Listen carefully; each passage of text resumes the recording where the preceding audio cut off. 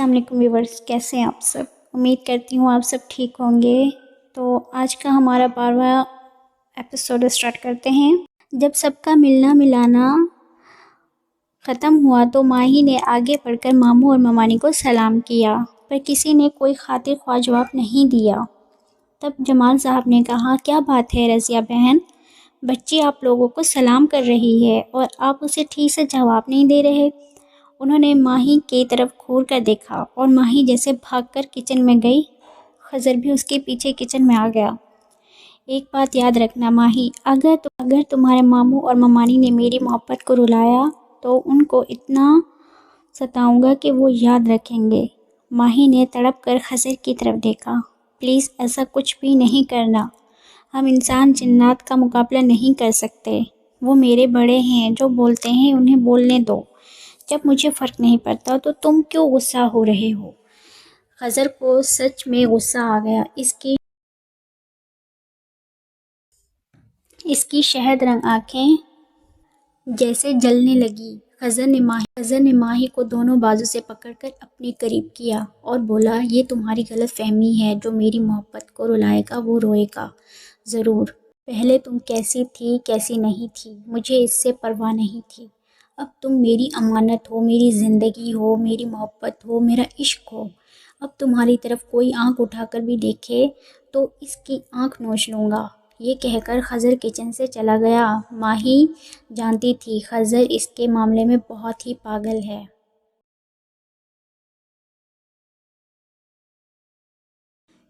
खुदाबख्श एक नए मुलाजिम फरीद को सर्वेंट क्वार्टर में लेकर आए। खज़र ने देखा एक नौजवान लड़का जो इसकी उम्र का था, सर्वेंट क्वार्टर के बाहर अपना सामान लिए खड़ा था। क्या बात है भाई? जी मैं लाहौर से आया हूँ, मालिक लोगों के साथ। खुदाबख्श चाचा इधर सर्वेंट क्वार्टर में लाए हैं। खज़र को वो शख्स कुछ मशकूक लगा, पर इसने कोई ख़ास तवज्जो नहीं दी और अपने काम में मगन हो गया। जाज़िल कमरे में परिंदे के रूप में दाखिल हुआ, खज़र को सलाम कहा और बता दिया कि आज शाम को बाबा चले जाएंगे। खज़र ने कहा, ठीक है जाज़िल मेरे दोस्त, एक काम करना, यहाँ सर्वेंट क्वार्टर में एक और शख्स आया है, मुझे कुछ मशकूक लग रहा है, तुम इस पर नज़र रखना। मैं माही के मामले में लापरवाह नहीं होना चाहता। अब तुम हर लम्हा माही के साथ ही रहना, कोई भी दुश्मन इस तक ना पहुंच पाए। ये अब तुम्हारी जिम्मेदारी है। जो हुक्म मेरे बादशाह। तुम मार खाओगे मुझसे। जाज़िल मुस्कुराता हुआ माही की हिफाजत के लिए चला गया।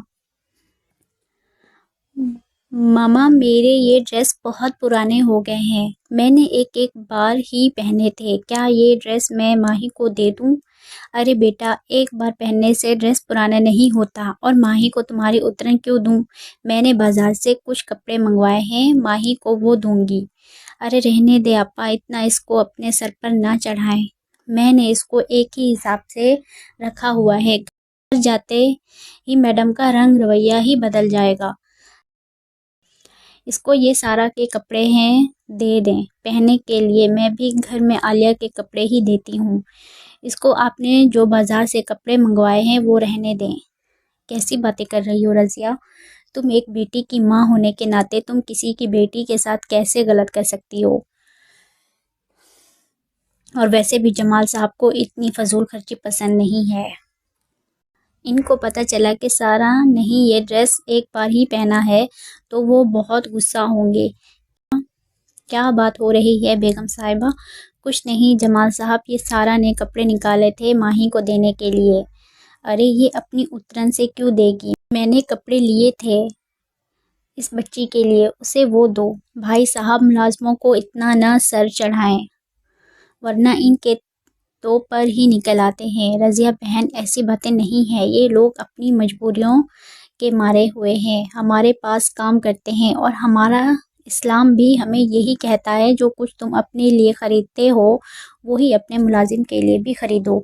और ये बच्चे तो वैसे भी हमारे घर मेहमान हैं, जब आप लोग वापस जाएंगे तो आप लोगों के साथ वो वापस चले जाएंगे। रज़िया बेगम मैं खुद فضول خرچی کے سخت خلاف ہوں۔ جہاں خرچ کرنے کی جگہ بنتی ہے میں دیکھتا ہوں، جہاں خرچ ہوتا ہے میں وہاں خدا کی راہ میں خرچ کرتا ہوں۔ اب شادی میں بھی تو اتنا خرچ ہوگا تو یہ اس بچی کے لیے اترن ہی کیوں؟ رضیہ بیگم اور باقی سب بھی بات کا پہلو بدلنے لگے۔ تب جمال صاحب نے قرآن پاک کی ایک آیت کا حوالہ دیا۔ بے جا خرچ کرنے والے شیطانوں کے بھائی ہیں، اور شیطان اپنے پروردگار کا بڑا ہی ناشکرا ہے۔ اس لیے میری کوشش ہوتی ہے کہ میں خرچ کرنے کی جگہ پر خرچ کروں اور فضول خرچی نہ کروں۔ یہی بات میں اپنے بچوں کو بھی سکھاتا ہوں۔ پر آج سارا کی اس حرکت نے مجھے بہت تکلیف دی ہے۔ جو چیز آپ کو اپنے لیے پسند نہیں، آپ وہ چیز کسی دوسروں کو کیسے دے سکتے ہیں؟ ماہی کے ماموں نے شرمندگی سے سر کو جھکا لیا، کیونکہ جمال صاحب نے ان کو ان کے گریبان میں جھانکنے کا موقع دیا۔ ماہی تو ان کی سگی بھانجی تھی، اس کے ساتھ انہوں نے کیا سلوک کیا، یہی سوچ کر وہ شرمندہ ہو رہے تھے۔ لگتا ہے آپ کو پھلدار درخت بہت پسند ہیں۔ ماہی نے پیچھے مڑ کر دیکھا تو ایک نوجوان کھڑا تھا۔ ماہی نے اسے گھور کر دیکھا اور کہا، کیوں، آپ کو کوئی تکلیف ہے؟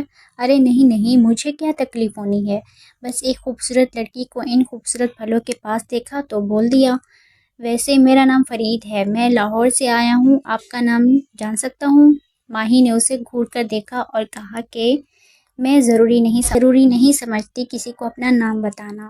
اب تو مائنڈ ہی کر گئی، میں آپ کو پریشان کرنے نہیں آیا، ایسے ہی پھلدار درختوں کو دیکھا تو ادھر باغ کی طرف نکل آیا۔ ابھی وہ باتیں کر ہی رہا تھا کہ خضر بھی باغ میں آ گیا۔ ماہی نے اسے دیکھا اور اس کی طرف بڑھ گئی۔ خضر نے دیکھا کہ ماہی کچھ گھبرائی ہوئی لگ رہی ہے۔ اس نے ماہی کے ہاتھوں کو اپنے ہاتھوں میں لے لیا۔ ماہی کے ہاتھ ٹھنڈے ہو رہے تھے۔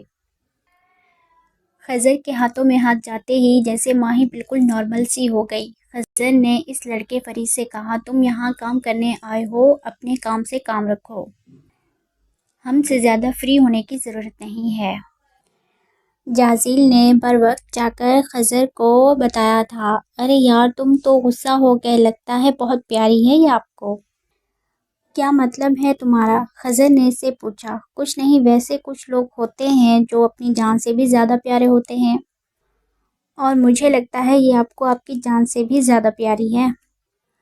کبھی کبھی ایسا ہوتا ہے، کچھ لوگ ہماری زندگی میں بہت اہم مقام رکھتے ہیں، خواہ وہ محبت میں ہو یا نفرت میں۔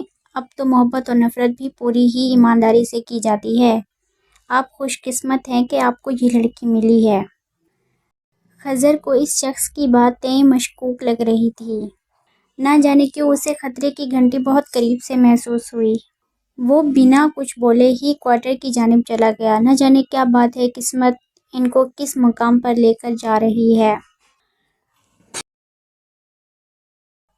انتیلا اپنے بابا کے پاس سرخ غار میں پہنچ گئی۔ زریاب اپنی بیٹی کو دیکھ کر بہت خوش ہوا اور اسے اپنے گلے سے لگایا۔ راف بھی انتیلا کے ساتھ تھا۔ راف اور انتیلا ایک سائڈ پر ہو کر بیٹھ گئے۔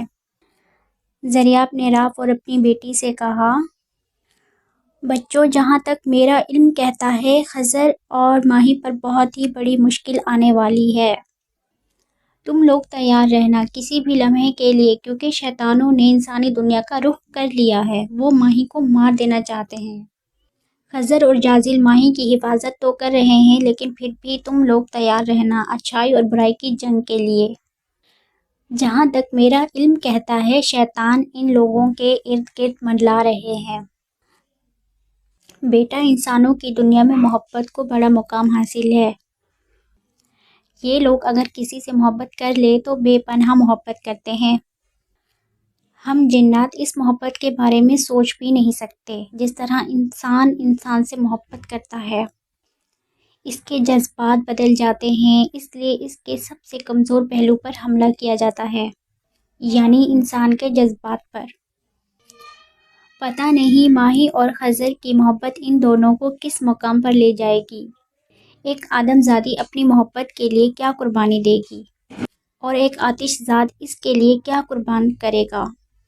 بابا، کیا ان دونوں کی محبت کامیاب ہوگی؟ کیا وہ زندہ بچ جائیں گے؟ بیٹا، میرا علم اتنا وسیع نہیں ہے کہ میں تم کو یہ بتا سکوں کہ وہ زندہ بچیں گے یا مر جائیں گے۔ کبھی کبھی برائی کو ختم کرنے کے لیے اچھائی کی قربانی دینی پڑتی ہے، اور کبھی کبھی محبت اپنے ہونے کا تعاون وصول کرتی ہے۔ میں تو صرف ان کے لیے دعا کر سکتا ہوں، اور آپ لوگوں سے یہی کہہ سکتا ہوں کہ اس جنگ میں ان کے ساتھ شامل رہنا۔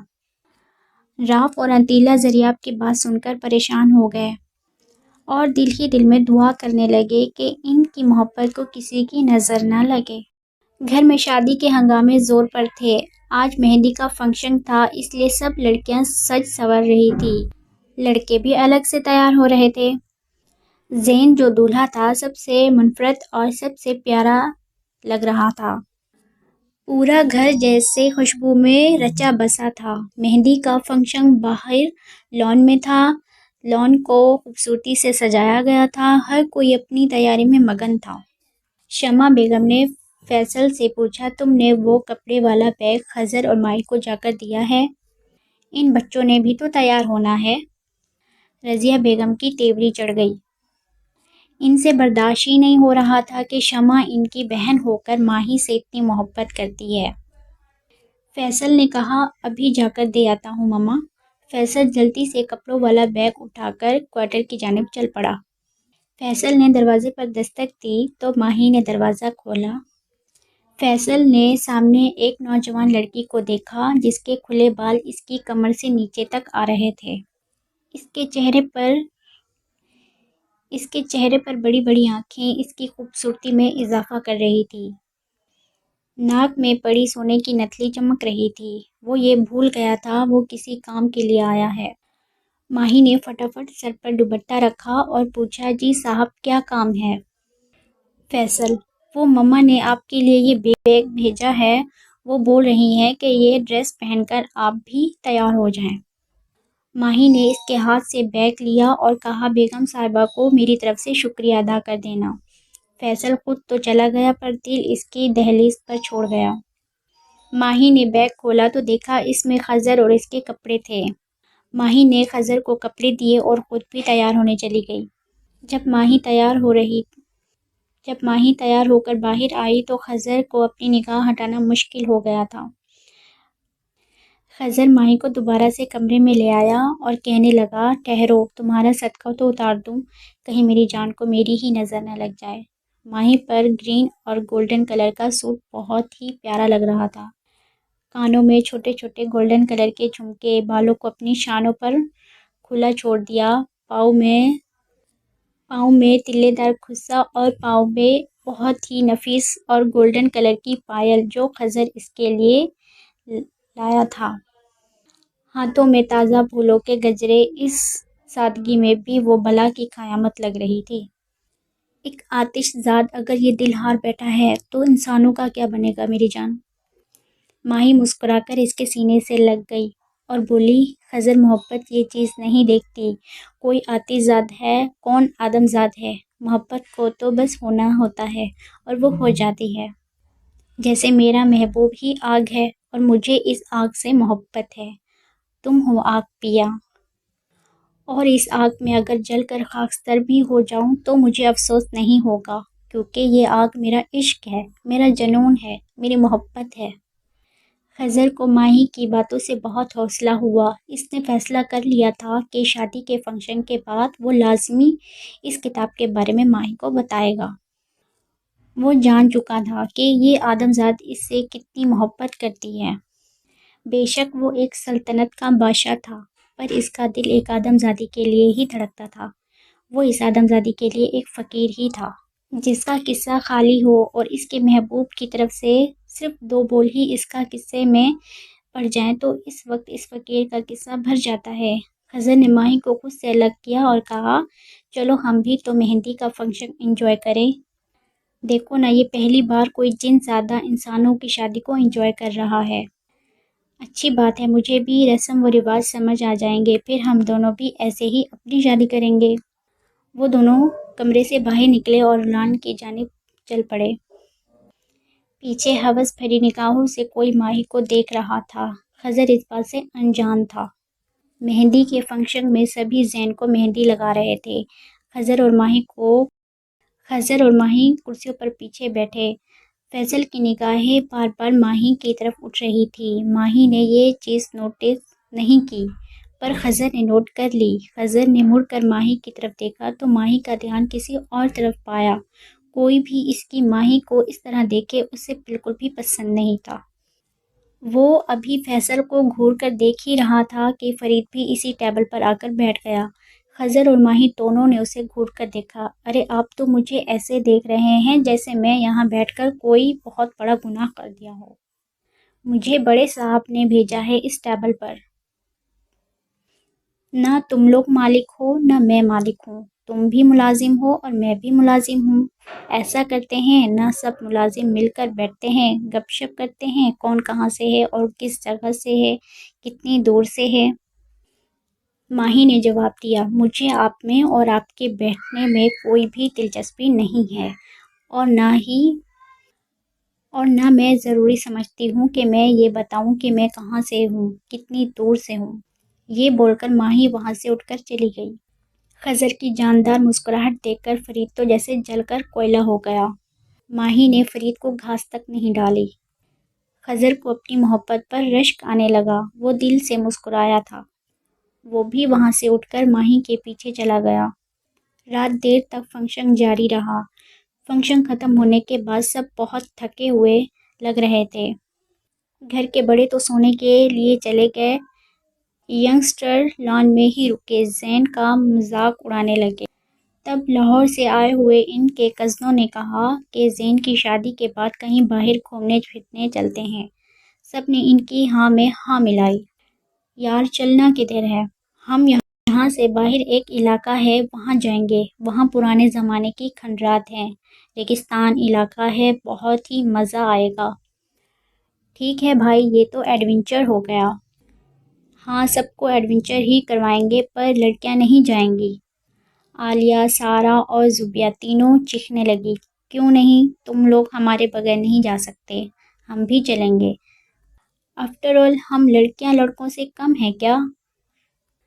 بس جلدی سے شادی ختم ہو جائے تو ہم سب جائیں گے، گھر میں صرف بڑے رہیں گے، بچہ پارٹی ساری جائے گی۔ بوائز نے اعلان کر دیا۔ گرلز خوشی سے ایک دوسرے کے گلے لگ گئی۔ ماہی اور خضر دیکھ کر مسکرا رہے تھے۔ ارے ماہی، تم اور خضر بھی چلنا، ہمیں کھانا پکا کر کون دے گا؟ ساتھ ساتھ تم لوگ بھی انجوائے کر لینا۔ ہاں یار، ہم بھی اپنا ڈرائیور فرید کو لے کر جائیں گے، گاڑی بہت اچھے سے ڈرائیو کرتا ہے۔ پاپا اس کے بغیر نہیں جانے دیں گے۔ ٹھیک ہے، جس کو لے کر جانا ہے لے جانا، ساتھ ساتھ سامان کی لسٹ بھی تیار کر لینا۔ ویسے بھی مجھے کھنڈرات بہت پسند ہیں، میں ان کو دیکھتا ہوں تو مجھے لگتا ہے جیسے میں بھی اس زمانے میں جی رہا ہوں۔ اچھا بس کرو، ابھی ہم انجوائے کر رہے ہیں، ادھر ہی کرو۔ نہیں یار، اب میں چل کر سوتا ہوں۔ ماہی، کیا آپ مجھے ایک کپ چائے کا بنا کر دے سکتی ہیں؟ فیصل نے بہت گہری نگاہوں سے ماہی کی طرف دیکھا۔ جی صاحب، کیوں نہیں، ضرور، میں ابھی بنا کر لاتی ہوں۔ اچھا پلیز بنا کر میرے روم میں دے جانا۔ جی ٹھیک ہے، جیسے آپ کو مناسب لگے۔ ماہی چائے بنانے چلی گئی اور خضر نے فیصل کی نگاہوں کی تپش بھی دیکھ لی۔ وہ جان گیا تھا کہ ماہی کی محبت میں کوئی اور بھی مبتلا ہو گیا ہے۔ ماہی صرف اور صرف میری ہے، وہ میرے علاوہ کسی سے محبت نہیں کر سکتی۔ میں ہی اس کی پہلی اور آخری محبت ہوں، اور وہی میری پہلی اور آخری محبت ہے۔ اگر وہ میری پہلی اور آخری محبت نہ ہوتی تو ان 4 سوالوں میں مجھے بھی کسی سے محبت ہو چکی ہوتی۔ مجھے کسی سے محبت نہیں ہوئی، صرف ماہی ہی سے ہوئی ہے۔ وہی میرا جنون ہے، وہی میرا عشق ہے۔ میں آتش زدہ اسے کبھی خود سے الگ نہیں ہونے دوں گا۔ وہ میری روح ہے، میری روح کا سکون ہے۔